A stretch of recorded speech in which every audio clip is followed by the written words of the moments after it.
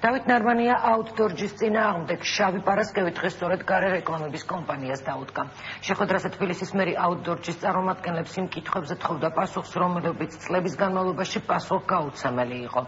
თბილისს სავარაუდოდ კიდევ ერთი მონოპოლისტი კომპანია დაემშვიდობება.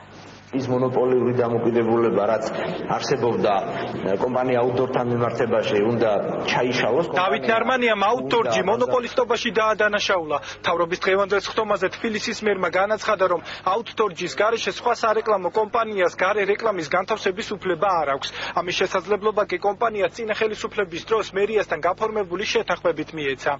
თქვენ ფული კი არ ჩადეთ თავიდან და თქვენი რესურსით კი არ მოხვედით. მიიღეთ ჯერ უფლება ნულზე, ეს უფლება წაიღეთ, ბანკიდან გამოიტანეთ კრედიტი და ამით დაიწყეთ საქმიანობა. ამას არსებითი მნიშვნელობა ალბათ არ აქვს, მაგრამ უბრალოდ დაახლოებით 1 საათის წინ თქვენ მოგვატყუეთ. ბატონო დავით, პირველ რიგში მოგვატყუეთ და ახლა ძალიან დიდ პატივს ვცემ ზოგადად ქარაქის მერის ინსტიტუტს, მაგრამ ძალიან გთხოვთ აქტივი უნდა ვქცეს ნორმებიდან, გამოვალთ ყოველ შემთხვევაში ზოგადოებას. რამეში ვწდები, შემისწორეთ. ცდებით ბატონო დავით, შემისწორეთ. ცდებით, შემისწორეთ. დედაქალაქის მერმა დღევანდელ შეხვედრაზე კომპანიის სამეთვალყურეო საბჭოს წარმომადგენლებს მათი წლიური შემოსავლების შესახებ სრული დოკუმენტაციის წარდგენა მოსთხოვა და თანამშრომლობისკენ მოუწოდა. თუ ესეთი დამოკიდებულება იქნება, პირდაპირ გეტყვით, რომ ვერ ვითანამშრომლებთ, იმიტომ რომ ჩვენ მოვითხოვთ მომსახურე კომპანიებისგან პირველ რიგში ქალაქის ხელისუფლების და ხალხის მიმართ პატივისცემას. ციფრების დასახელებისგან შევიკავებდი თავს კითხვით, უბრალოდ ზოგადად რომელიც რაღაცა ისეთი განსაკუთრებული იქნება. არ მინდა რაღაცა არასწორად გითხრათ, იმიტომ რომ ფიზიკურად არ ვარ დღეს მსგავსი კითხვებისთვის. კიდევ ერთი შენიშვნა აუთდორჯის წარმომადგენლებმა შემოსავლების განაწილების კომპანიაში არსებული წესის გამო მიიღეს.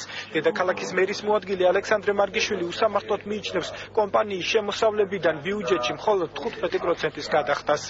რამდენად მისაღებია, რომ კერძო კომპანია იღებს 85%-ს იმ შემოსავლიდან, რასაც რეკლამის დამკვეთები იხდიან და ქალაქს უხდის მხოლოდ 15%-ს. ერთი წამით რო თქვენი ჩუსტებიდან ამოყოთ ფეხები და თბილისელების ჩუსტებში ჩაყოთ და იქიდან შეხედოთ. 85% აუთდორს მიაქვს ჟიბეში, ესე არ არის და აუთდორში მუშაობს დაახლოებით 150 ადამიანი. და აქვს საკმაოდ დიდი ხარჯი და არ არის მარტო მოგება თუ ჩაიხედავთ ამ ბიზნესში და ცოტა კარგად გაიცნობით 85% ნამდვილად არჩება ამ მოგებიდან. მთავრობის წევრებს პრეზენტაცია აუთდორჯის იურისტმა გააცნო, თუმცა მერს არც პრეზენტაციის შინაარსი მოეწონა და არც პრეზენტატორის სტატუსი.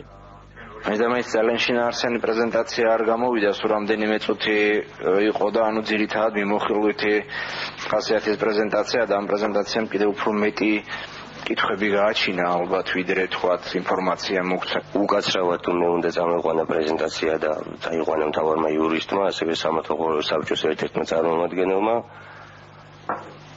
პრეზენტაცია თუ კი იყო მწირი, ეს ჩვენი ბრალი ნამდვილად არ არის, იმიტომ რომ ჩვენ დღეს აქ მოვედით უბრალოდ გაცნობიტი ხასიათის პრეზენტაციის ჩასატარებლად და არა დეტალურად ციფრებზე და ფინანსებზე სასაუბროდ. თბილისში სარეკლამო ბაზრის სტრუქტურა 2011-2013 წლებში საერთაშორისო გამჭვირვალობა საქართველომ გამოიკვლია. ორგანიზაციის ანალიტიკოსი მამუკა ანდღულაძე აცხადებს, რომ წინა ხელისუფლების დროს მერიასთან გაფორმებულმა ხელშეკრულებამ აუთდორჯი სხვა კომპანიებთან უპირატეს პოზიციაში ჩააყენა. მისივე თქმით, კომპანიასთან კავშირში დავით კეზერაშვილის ინტერესები გამოიკვეთა. აღნიშნული კომპანიას იმ პერიოდში ხელმძღვანელობდა რამდენიმე ხელმძღვანელი შეიცვალა, მაგრამ ხელმძღვანელობდა ერთ-ერთი გარკვეული პერიოდის განმავლობაში დავით კეზერაშვილის ნათესავი. მართალია დავით კეზერაშვილი თავად არ ფიგურებდა იურიდიულად არც ერთ დოკუმენტში, მაგრამ კვლევის დროს, ინტერვიუის დროს არაერთმაც ხარონ, არაერთგზით სასახად განაცხადა, რომ რეკლამა არის დავით კეზერაშვილის კურირების სფეროში. უახლოესი შეხვედრა აუთდორჯის წარმომადგენლებთან სავარაუდოდ 1 ოქტომბერს გაიმართება. დავით ნარმანიას თქმით, სწორედ ამის შემდეგ გაირკვევა, გაგრძელდება თუ არა მერიისა და კომპანიის თანამშრომლობა.